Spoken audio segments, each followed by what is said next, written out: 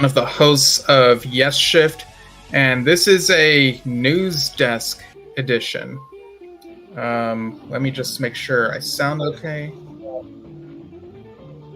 Yeah, I do. Okay, maybe you heard that, so apologies for that. So doing a news episode. There's a lot that's been going on.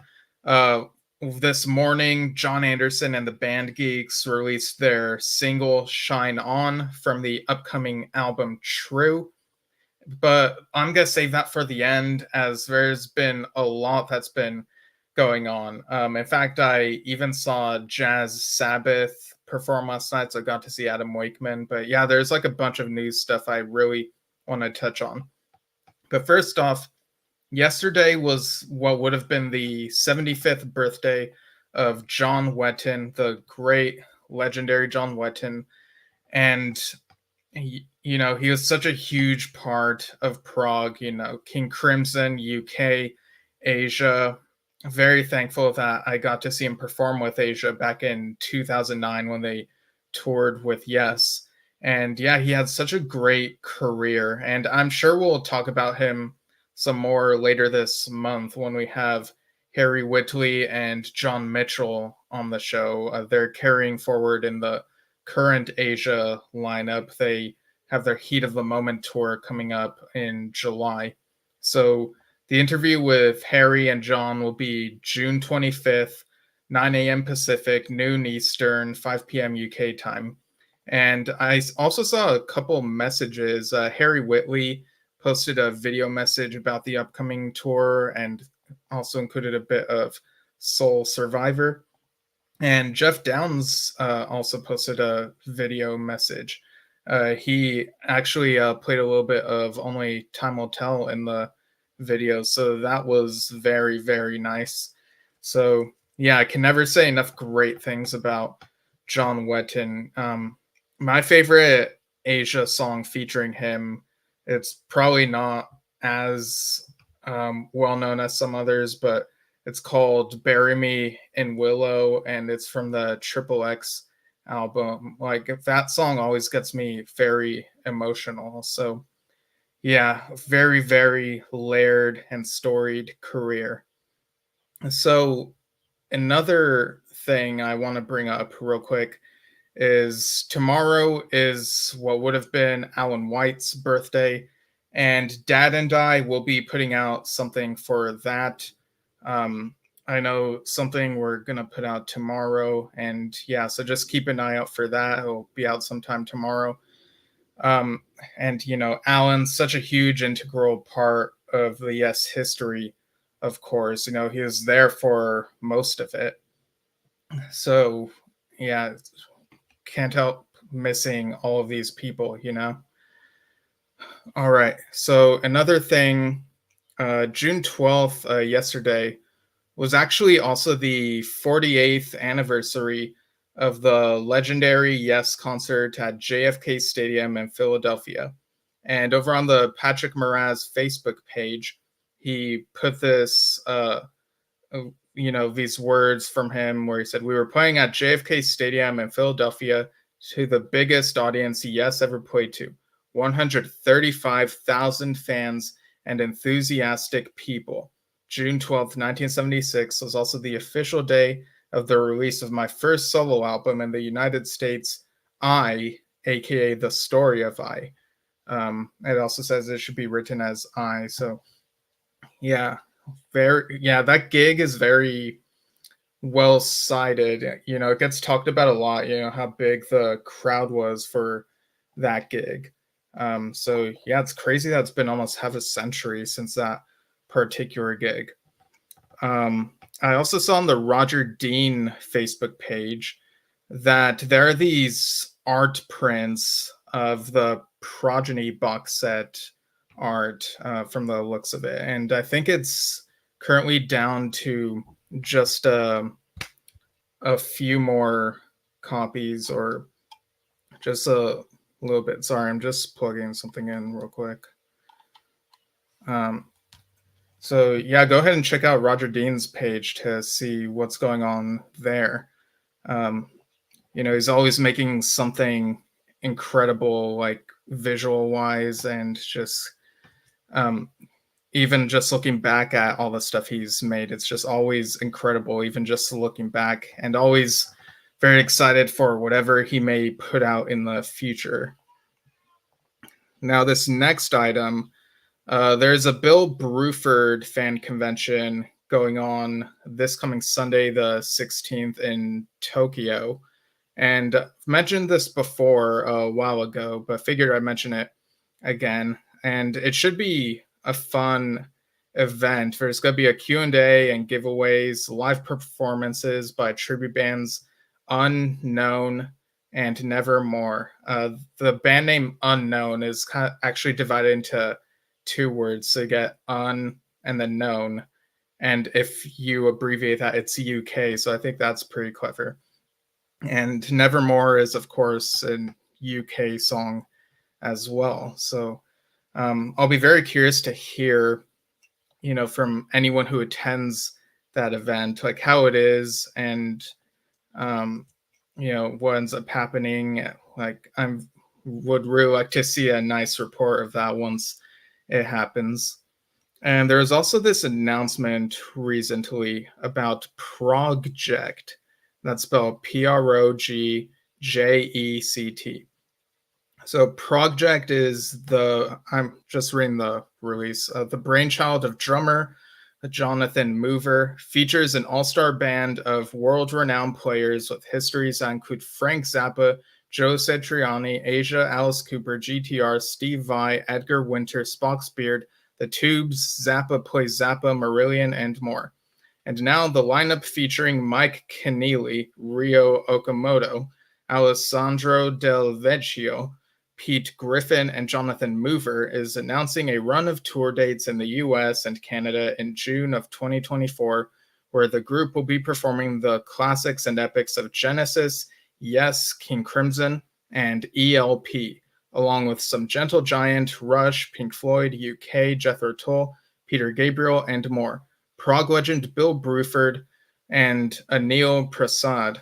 Anil has done interviews over on Interviews. I think I've read some of Anil's interviews with certain Yes members, but Bill Bruford and Anil Prasad will be opening up the last two shows in New York City and Glenside, Pennsylvania, presenting In Conversation with Bill Bruford, discussing his remarkable life and career, followed by an autograph/photograph session. Guitarist Travis Larson will be opening the rest of the shows. Progject's 2+ hour show includes The Lamb Lies Down on Broadway, Firth of Fifth, The Cinema Show, Lark's Tongues and Aspic, Parts 1 and 2, 21st Century Schizoid Man, Roundabout, Siberian True, Carnival 9 First Impression, Have a Cigar, Money, In the Dead of Night, Alaska, Closer to the Heart, Red Barchetta, Salisbury Hill, DIY, Aqualung, Locomotive Breath, Cogs and Cogs, Hell's Bells, and more. Whoa, there's more? That's such a stacked list of songs right there. Some great prog rock right there. That's incredible. So this tour begins in Chicago, Illinois on the 20th of June, this month. And it looks like there are, how many dates are there? It looks like around 9 or 10. And the New York City and Glenside shows, which end this, are on the 29th and 30th. So, yeah, this is pretty much closer to the middle of the US and also on the East Coast. So it's not close to where Dad and I are, but this sounds like it'll be really cool. Harry Whitley is tuning in. Hi, Harry. So yeah, just saw your comment. Yeah, it's evening where you are. Let's see. Okay, I saw a post in a Yes Facebook group where someone by the name of Matthew Swenson said, just got back from Buckethead at Sony Hall, New York City. He closed the first set with a full instrumental version of Starship Trooper. Wow, Buckethead covering Steve Howe. Never saw that coming. Yeah, if that is true, that is really wild. I think about a couple years ago now. I think this was 2022. I sort of made a New Year's resolution to go through Buckethead's discography. He's really prolific, actually, and then somewhere along the line, I guess I forgot and fell off. So perhaps I'll have to get back at that at some point. There's just been so much that has happened, but yeah, it's always fun when you hear Yes songs pop up in the most unexpected places. And then on May 28th, so yeah, that post was on May 24th. And then on May 28th, I saw a post from Fragile, a Yes tribute band who's also released a couple original albums. So the post said, writing has started on the 3 long form pieces that will make up our new album, The Last Haven. We can also confirm that the album artwork will feature paintings by American Fantascape artist Steve Mayerson. We'd like to send our heartfelt thanks to Steve for his support for Fragile and our series of original albums. Yeah, very much looking forward to hearing that whenever it comes out. And also that same day, I believe, was when Squack It, A Life Within a Day, had its CD and Blu-ray edition release over at Cherry Red Records. It's a great album, so I'm glad that, oh, mix my words there. I'm glad that it got this re-release, and maybe people will rediscover it or discover it for the first time. And yeah, just keeping the legacy of Chris Squire alive. And there's also an announcement from Steve Hackett and Inside Out Music that there will be reissues of Steve Hackett's classical catalog beginning this August with Bay of Kings and Momentum. So we'll have to keep an eye out for those as well. I'm really glad Steve Hackett, he's had like a lot of great stuff come out, and he had a new album come out earlier this year, The Circus and the Night Whale, which we've talked about with him. And yeah, just really glad that he's got all this and we're able to hear it. Okay, so this next item, Cruise to the Edge. So back in April, I believe this was, Cruise to the Edge started sharing their rollout of which bands and artists would be on Cruise to the Edge 2025. So I'm going to read a few that were announced shortly after and then some more recently. So Moon Safari, IQ, Pure Reason Revolution, Riverside, Big Big Train, Dave Kersner and Friends, which includes Billy Sherwood and Durga McBroom. So Billy will be there again. Nice. Gabriel Agudo, Robert Fripp and Dave Singleton, and what? Rick Wakeman? That's right. Rick Wakeman has been announced for Cruise to the Edge 2025. And when that bit of news came out, it was a real surprise. This is something I would not have expected him to be part of, like maybe 5 or 6 years ago. But, things, I guess, have sort of changed over the last few years. And it's cool that he'll be part of this. So we'll have, at the very least, 2 musicians who have been very integral to the history of Yes. We'll have Billy Sherwood performing with Dave Kersner's band, and Rick Wakeman will be doing his thing. So that should be very interesting.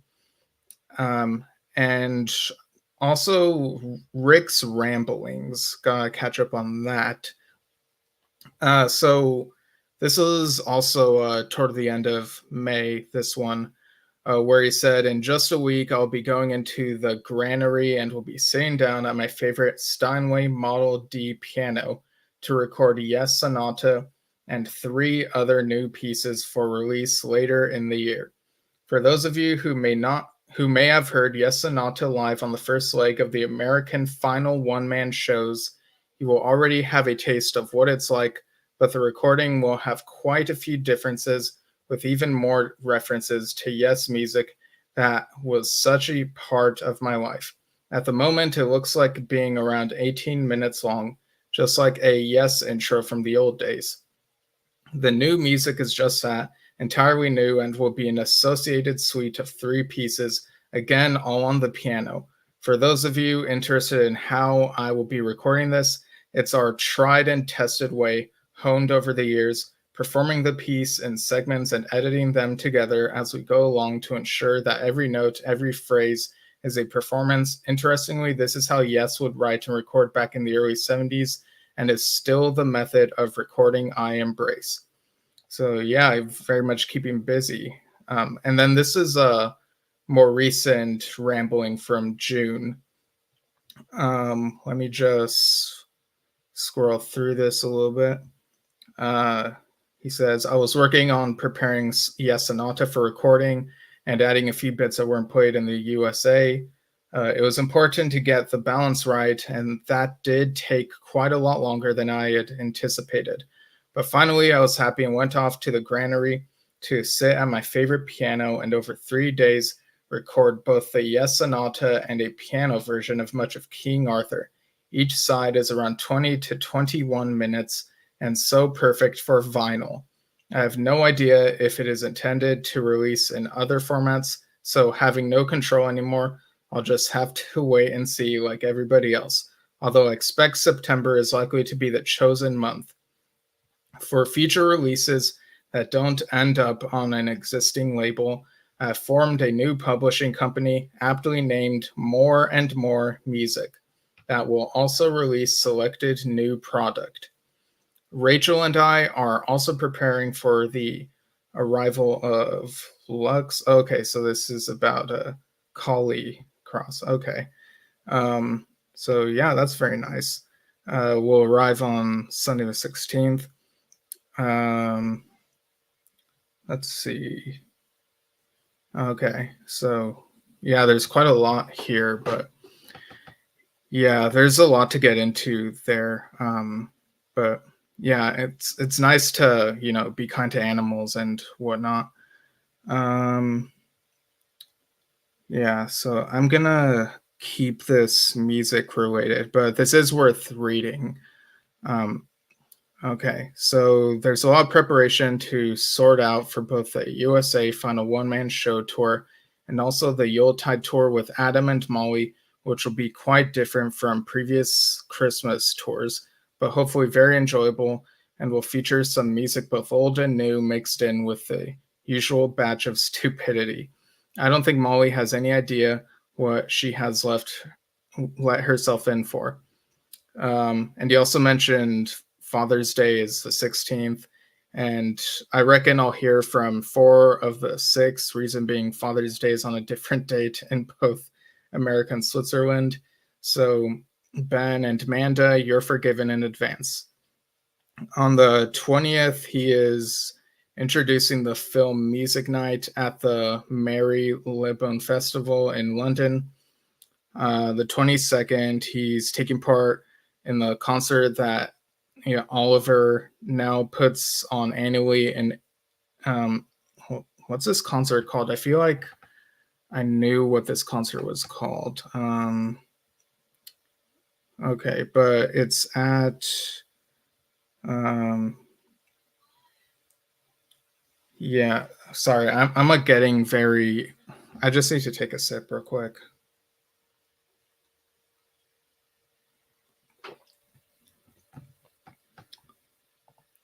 Yeah, I'm trying to remember what the proper name of this concert was called. Um, I know it's written somewhere. Let's see. I think it had roses in the name, if I'm not mistaken.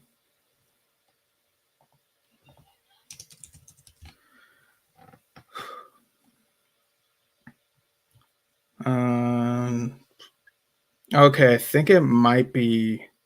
Is it the Mile of Roses? Is that what it is? Hmm.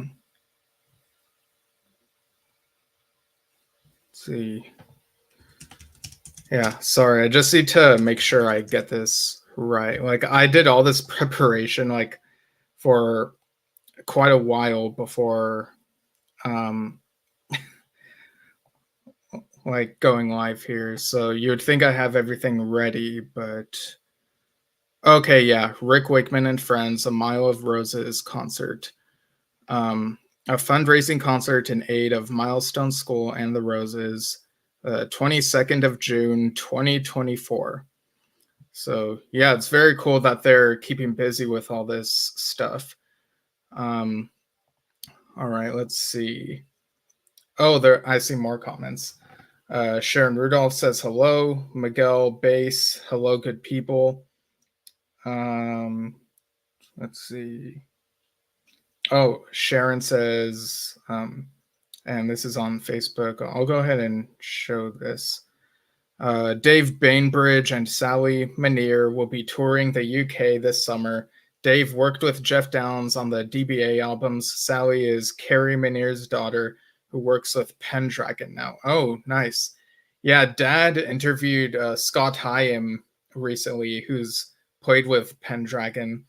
And yeah, the DBA albums are really good, especially the most recent one, which I talked about last year.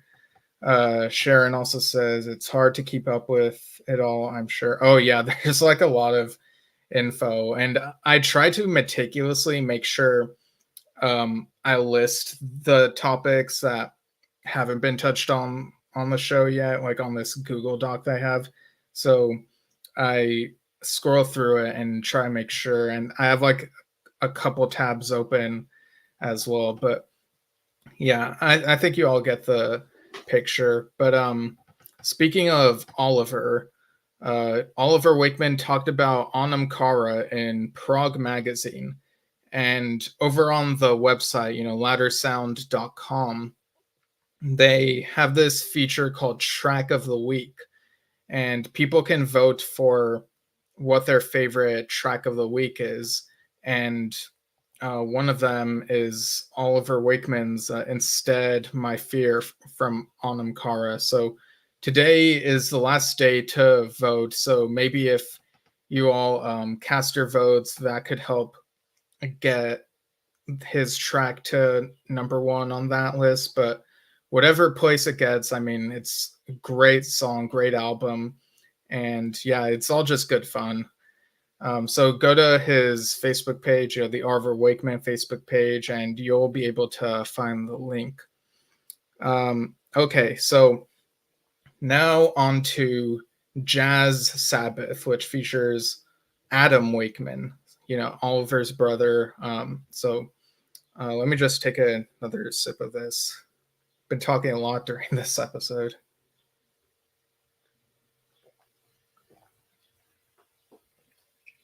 Okay, so last night I went to the Catalina Jazz Club in Hollywood, and this is where Jazz Sabbath were performing.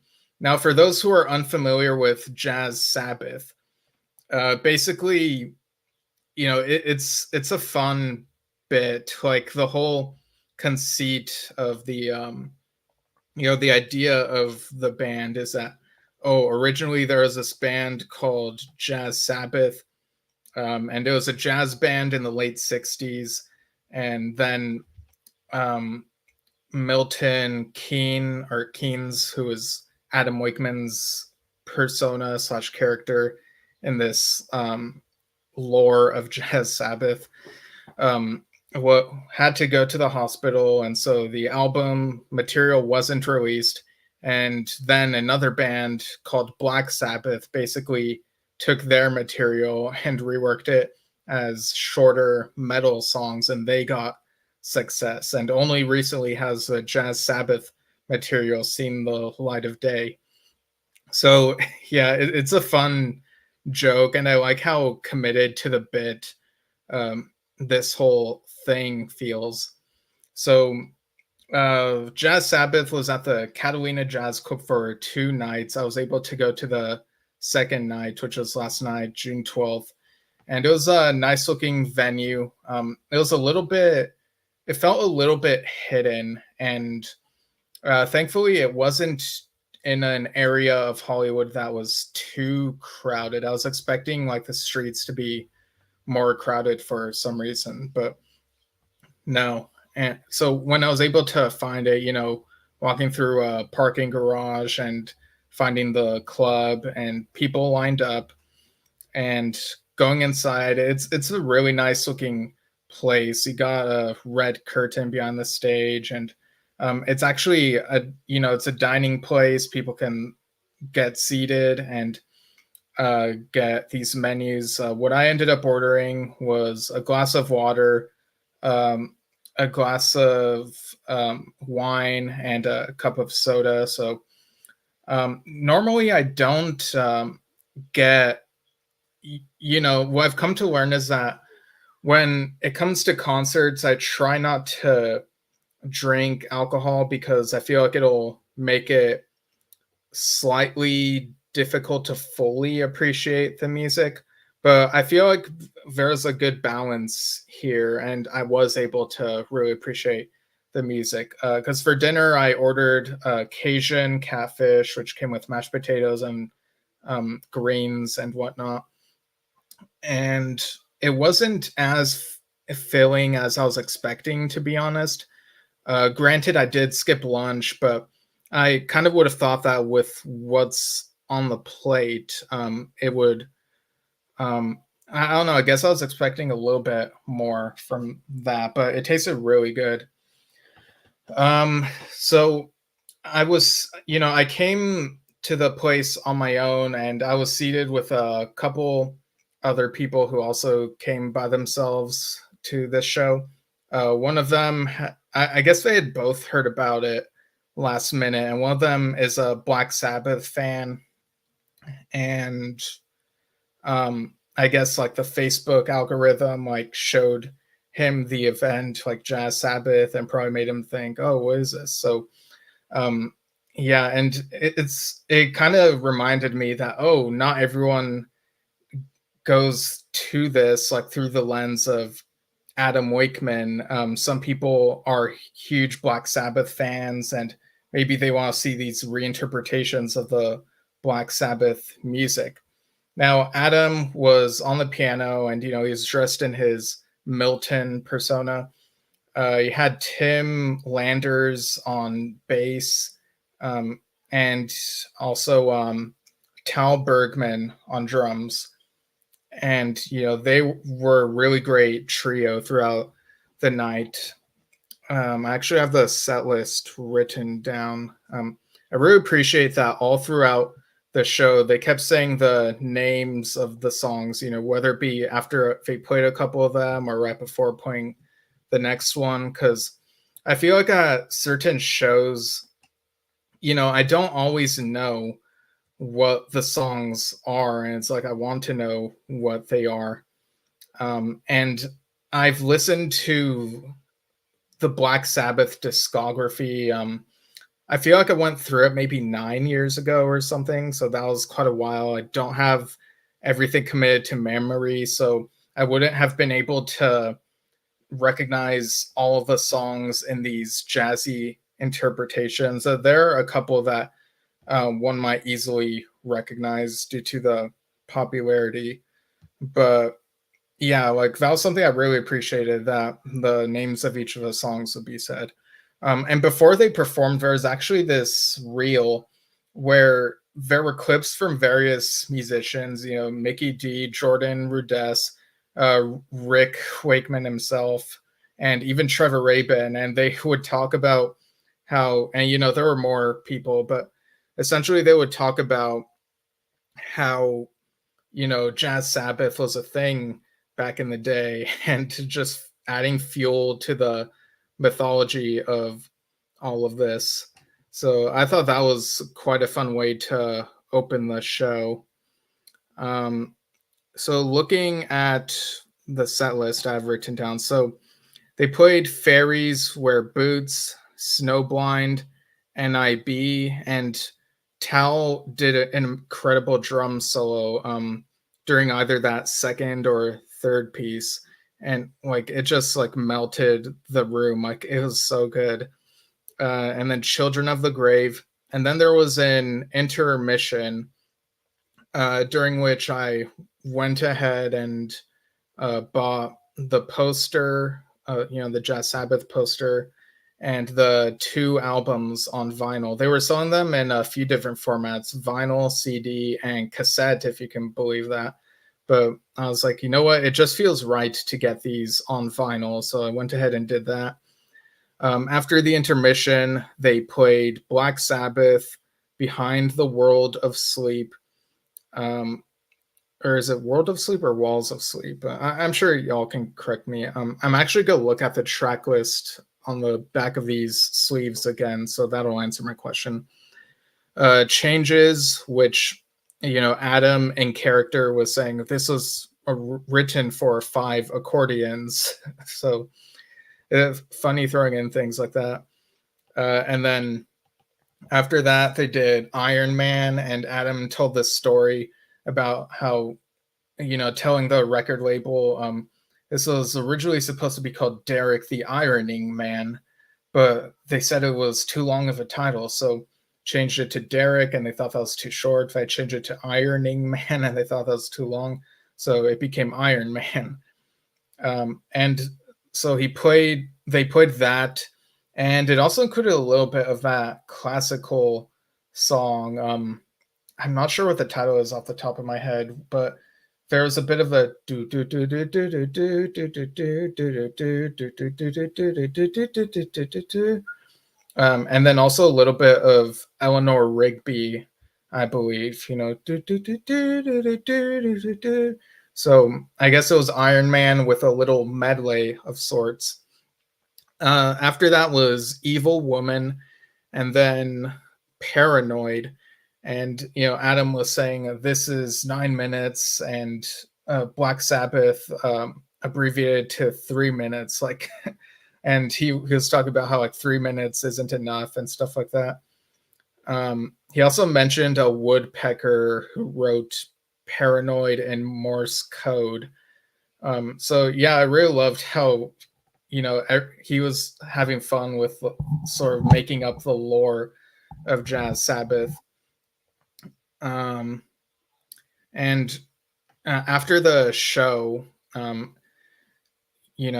like this was all instrumental, by the way, all these jazzy renditions of Black Sabbath music. But after the show, I was on my way out carrying the poster and the records. And, I thought that the band members would just all stay in this room at the side, and like we'd all just have to head out. But surprisingly, Adam ended up coming out to like talk to people and sign their things. And I was like, oh, wow, I wasn't expecting this. It reminded me of when I saw one of Rick Wakeman's piano concerts back in 2017, and I wasn't expecting him to be autographing stuff at a table, but he ended up doing that. So Adam was signing things, people were gathered around, and I was trying to, the poster already comes signed by him, but the vinyl sleeves were what I needed signed, and I still had them in their like plastic things. One of them was in the, I think it was volume 2 that was in this plastic sleeve, so it was easy to get that out of it. But the first Jazz Sabbath record was in this plastic wrap, which I was frantically and carefully trying to peel off, and while everyone else is like talking to Adam. And so after a little bit, I'm like, all right, I could just like use my key to just get through the plastic. And so I was able to get those signed by Adam, and I got a picture with him, which I'll show in just a sec. And I took other pictures of the concert. They're not the best. They're kind of from a little far away, like left of the stage, but you can like I don't know, like I look at these pictures and I feel the atmosphere of the night. But yeah, I'll go ahead and show the picture that I took with Adam. So there you go. Yeah, he's very much in his Milton persona, how he looks there. But yeah, he was very easy to talk to.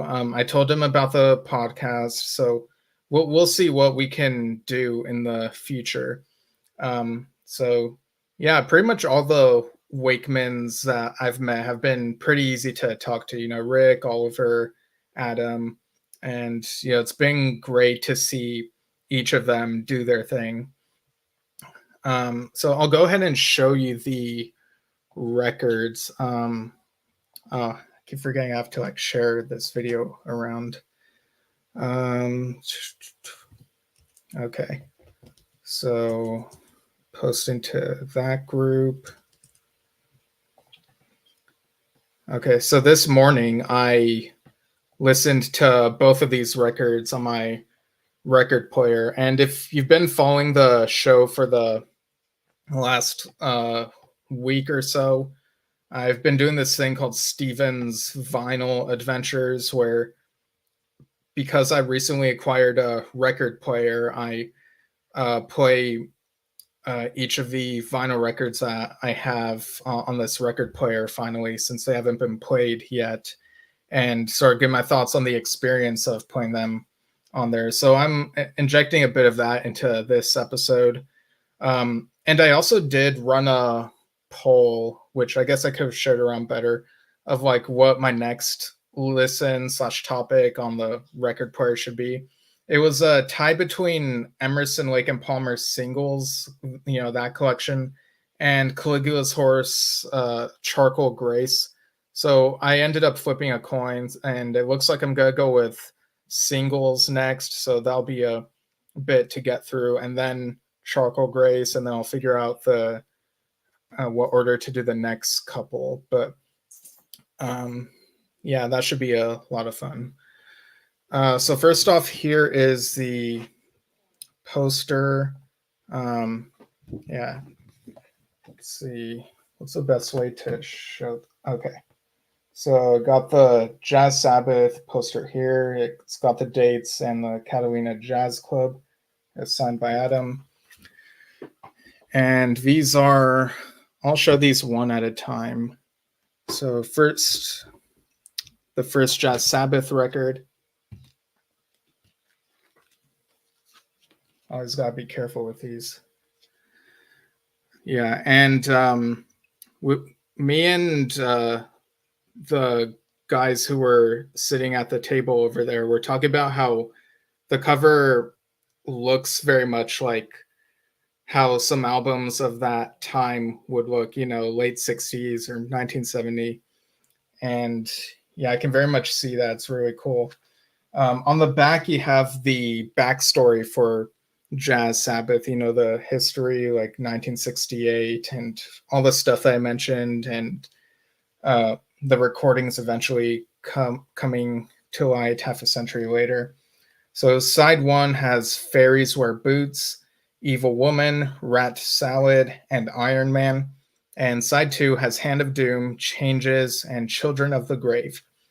And for personnel, I should mention that for the tracks, hang on, I got a message from someone.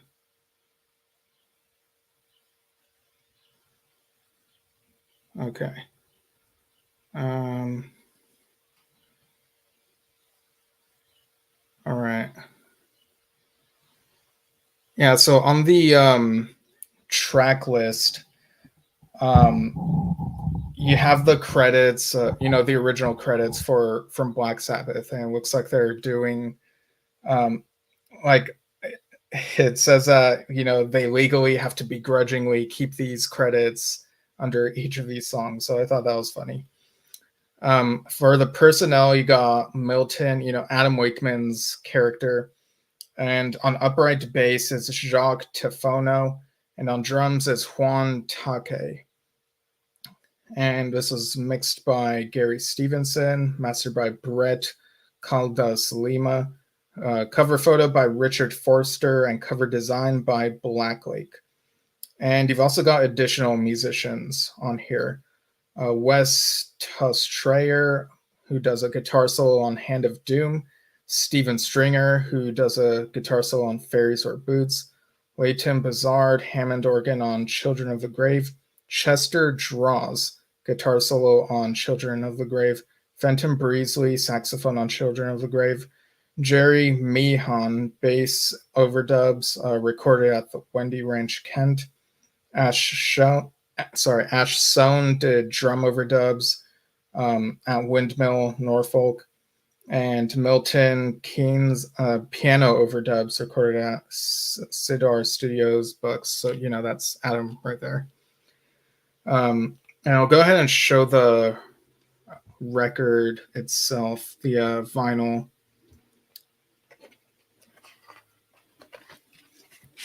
Okay. All right. So when I took out this record, you know, I'm still getting the hang of these things. I'm so used to them saying side A or side B or what have you. And so I was looking at this and I was like, wait, how am I supposed to know which side is which? Because like I opened it and turned it around a bit, and then I was like, oh wait, I don't know which one is supposed to be the first side to play. So I had to look at the track list and then make sure that the beginning matches the beginning of whichever side I put on was, and I did end up putting side A on first. But then when I finished listening to this on my record player, I looked at the record again and I was like, oh, duh. This triangle here is supposed to be A, and on the other side, like you see B right there in the corner. It's kind of a subtle design, or maybe it's not so subtle. Maybe I'm just was really bad at noticing that. But playing this on the record player, you know, it just felt right. I really do think you can trick someone into thinking this is from late 60s or 1970. If you just, you know, you could, I'd be very curious to see something like this happen. You know, you play this to someone who might be a Black Sabbath fan and you tell them, oh, this is just a jazz record. You know, don't tell them that it's Jazz Sabbath. Play the record and see how long it takes for them to realize that these are jazz renditions of Black Sabbath songs.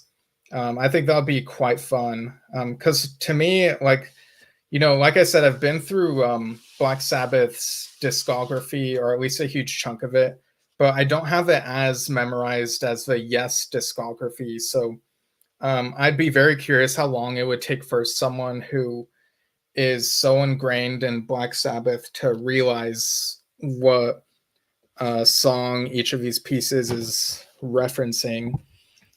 All right, now I'll pull out Jazz Sabbath Volume 2. And yeah, the design for this one is different. It's not a picture of a person. It's got like this, it's kind of got this like infinite cross thing going on. So maybe that's kind of reminiscent of some designs of that era. I'm not really sure. You know, there's a minimalist simplicity to it. And again, on the back, you have the, you know, the story of the background of Jazz Sabbath. Again, like really funny how committed to the bit this is. So side A has Paranoid, Snowblind, Behind the Wall of Sleep. Okay, that's the title of that song earlier. Side B is Sabra Cadabra, or Symptom of the Universe, NIB, and Black Sabbath.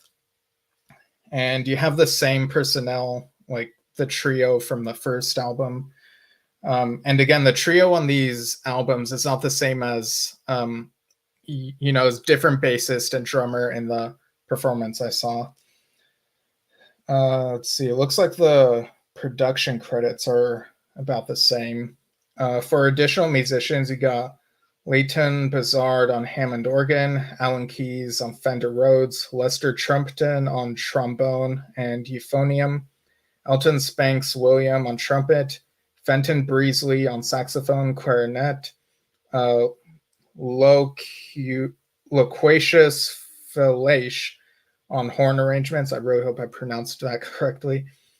Francis Melly on percussion, and Angus Guitaropoulos, is that a real name? What? Who did a guitar solo on track 1. Wes Talstrayer, who did guitar solo on track 2. Arthur Idis. Okay, that's got to be a made-up name. Arthur Idis, guitar solo on track 4. Newton Abbott, guitar solo track 6. So, yeah, I gotta look into these names a bit more. Because I do wonder if maybe that some of that is, continuing to commit to the bit. Let's see. Oh, Todd Goldfinger over on YouTube says, big fan of Jazz Sabbath. Hope you have a great day. Oh, thank you. Yeah, I really like this music. I've for sure listened to Volume 2 a while back, just not in vinyl form. So it's been fun listening to these on vinyl. It just sounds so natural. Yeah, so I'll go ahead and show the vinyl of Volume 2. And I like that they change up the design of how the A and B look. You still have this triangle, but in a different form. You got these newspaper clipping things. Stunning performance by Ronnie Scott's. Jazz Sabbath leave crowd bewildered. Yeah, I'm just reading what I can of the paragraphs real quick, just taking a glance at them. And yeah, on the other side, side B, the letter B, in a similar manner. And you got headlines like lies, plagiarism, and jazz. Yeah. So it's really fun how the whole conceit of Jazz Sabbath is, Black Sabbath plagiarized us. It's so fun. And Adam having experience, playing that music, it's just, yeah, I love it. I'm really glad that I was able to get these and get them signed. So yeah, it was an all-around fun night. All right, so I guess that's pretty much it for Jazz Sabbath. Let me see, what else do I have on here? Yeah, I mean, there's been so much going on. Like I saw Miguel Bass was posting some nice clips, like, can you guess the song and whatnot. I think Close to the Yes USA posted their rendition of Vulnerable Lonely Heart. And of course, Awaken have, recently been performing 9012 live. Have to look up if that's still going on. There's just been so much going on lately. Total Mass Retain are doing some shows this summer, and also in the fall, late October and in November, they're doing their John Anderson 80th birthday shows. So those will be cool. Okay, so now we'll finally get into the John Anderson of it all. John Anderson and the band Geeks. And I'm sure some of you saw our fun interview with Richie Castellano the other night. It was a great conversation, great insights on how the creative process of that whole collaboration has been going.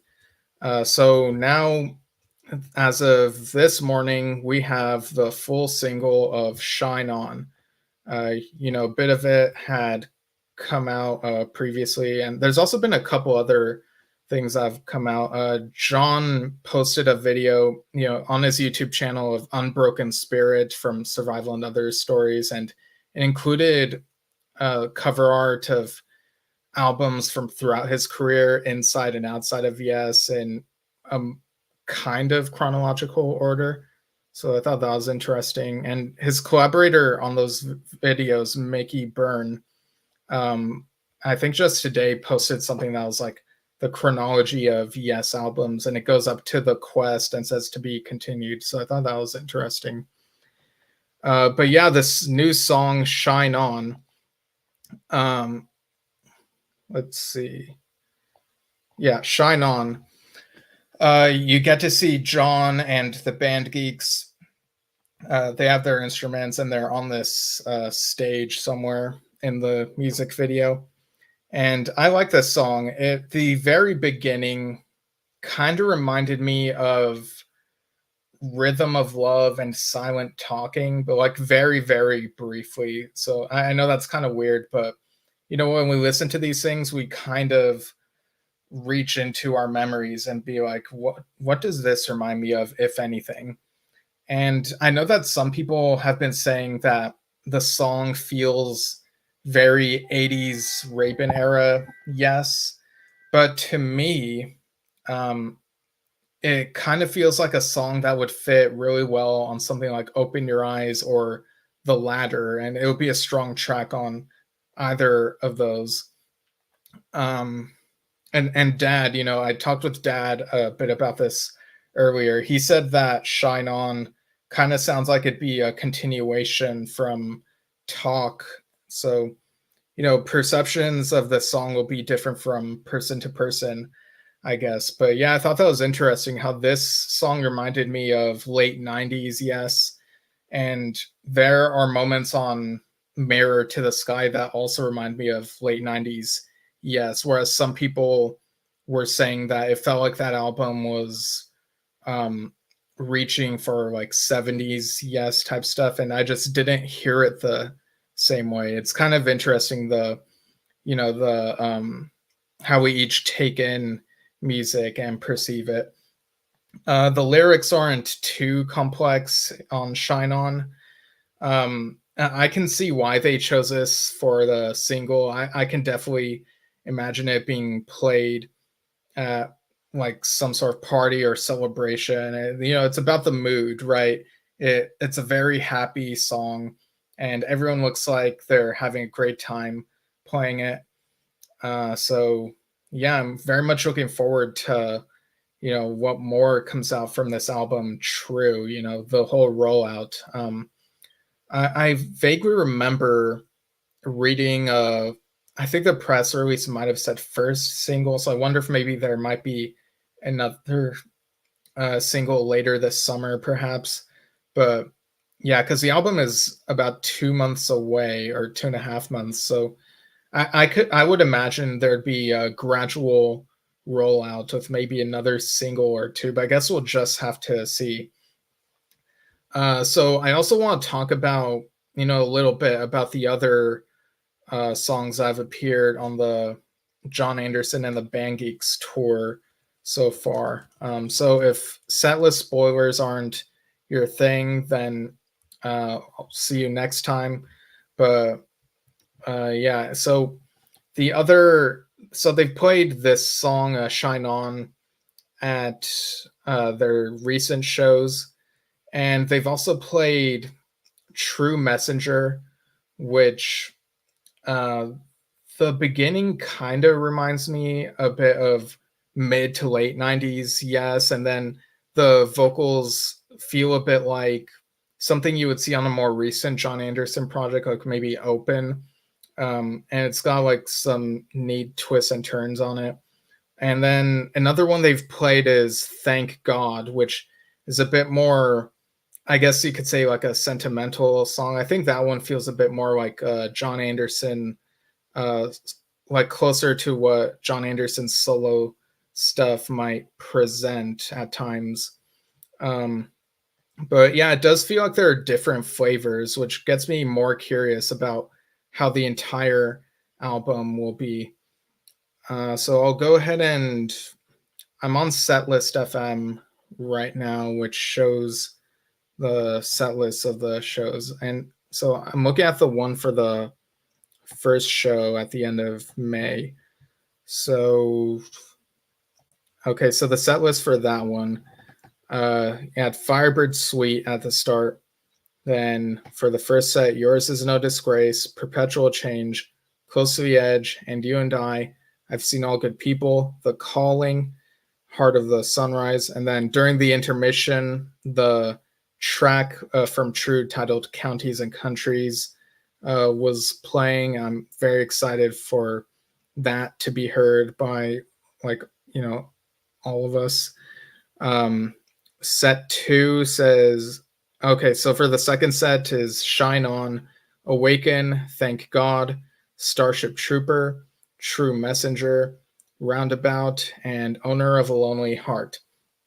So, yeah, that's an interesting set list. And for the True songs, I'm very curious to hear how they sound when you see them live in person or on the studio album, as opposed to watching a phone recording that's been posted, because sometimes those recordings do take in more than you would expect, but they don't take in the full sound and atmosphere, if that makes sense.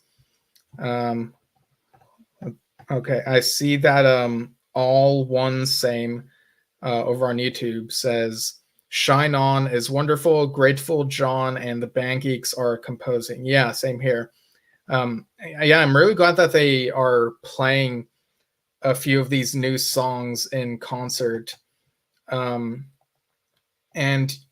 ideally there would be no competition between bands. If there is, maybe like healthy competition, like maybe this is kind of my dream, that like maybe Yes will kind of look at what they're playing 3 of the new songs, and then Yes will be like, oh, maybe we should play 3 of our new songs, from Mirror to the Sky or even The Quest, because I do like when these bands showcase the new material and show how proud they are of it. So I think it's really important to have a good mix of old and new. So yeah, I'm very excited to, in August, Dad and I will see John and the Band Geeks perform, and it's also when the album comes out sometime that month, and it's gonna be great. It's gonna be really exciting. Always grateful when these guys are still able to put out new music.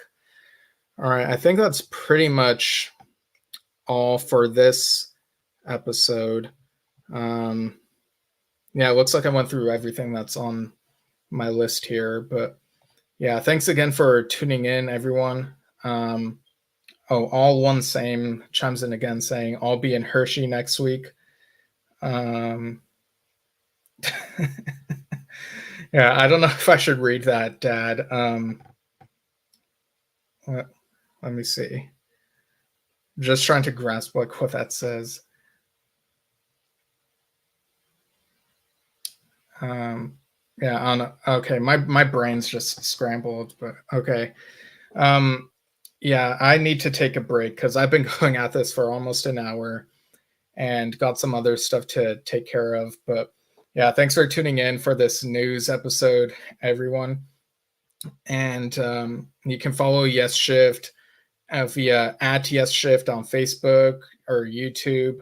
You can write to us via yesshiftpodcast@gmail.com. And you can also, in any podcasting app, you can type in Yesshift and you'll hopefully find us probably. We're pretty easy to find. So thanks, everyone, and we'll see you all soon.